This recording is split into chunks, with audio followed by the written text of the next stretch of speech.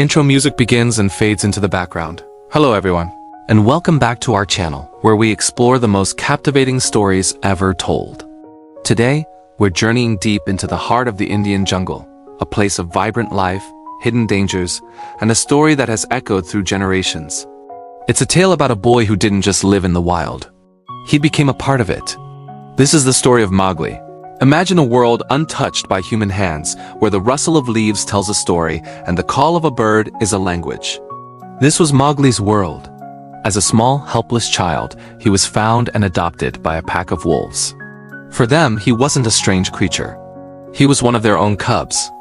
Father Wolf and Mother Wolf, Raksha, loved him fiercely, protecting him from any threat, including the menacing tiger, Shere Khan, who saw the boy as his rightful prey.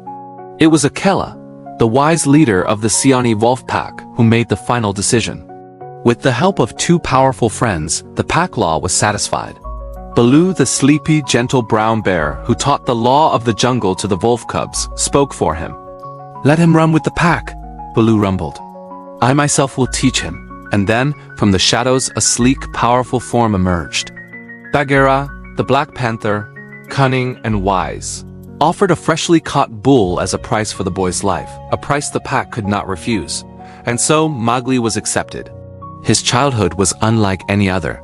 While human children learned to walk and talk, Mowgli learned the ways of the jungle. His first lessons weren't in a classroom, but on the hunting grounds. He ran with his wolf brothers, his small legs pumping to keep up.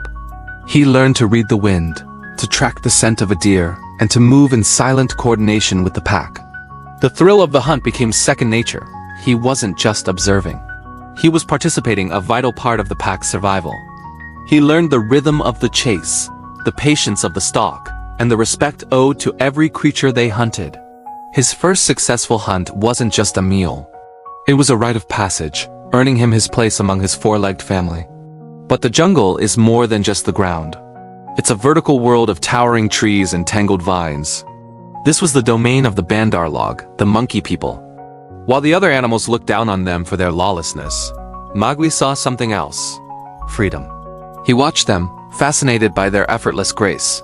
He began to imitate their movements, his small, nimble body a perfect match for the high canopy. He learned to swing from branch to branch, to leap across impossible gaps, and to find the surest handholds in the oldest trees. He became as agile and at home in the treetops as any monkey. He could climb higher, see farther, and move through the forest canopy with a speed that left his wolf brothers staring up in awe. The trees weren't just wood and leaves to him. They were a highway, a playground, and a sanctuary. And what about the water? The Wainganga River flowed through the heart of the jungle, a place of life but also of great danger. It was the home of Mugger, the crocodile, ancient and patient. Most animals approached the water with caution, but Mowgli dived right in. He learned to hold his breath for incredible lengths of time, to use the currents to his advantage, and to move with a silent, fluid grace that rivaled the otters. He learned to swim with such power and speed that even the crocodiles, the kings of the river, seemed slow in comparison. The water was not an obstacle but another part of his home, a cool refuge on hot days and a source of plentiful fish. He could outmaneuver any threat, his sharp eyes spotting danger long before it could strike. The river taught him respect for hidden power and the beauty of going with the flow. Mowgli's education was perhaps the most unique in the world. Baloo the bear was a strict but loving teacher. He didn't teach Mowgli math or history. He taught him the master words. These were the phrases that could grant safe passage, the calls that said, "We be of one blood, you and I." Mowgli learned the language of every creature. He could hoot with the owls, hiss with the snakes, and chatter with the squirrels. He understood the trumpeting call of Hathi the elephant and the delicate chirps of the smallest songbirds. This was his superpower. The jungle wasn't a collection of separate species to him. It was a single, interconnected community, and he could speak to all its members. He could ask a kite for directions from the sky or learn from a porcupine where the sweetest roots were buried. This deep understanding made him truly unique. The jungle wasn't just his home, it was his family. He learned the law of the jungle, not as a set of rules, but as a way of life.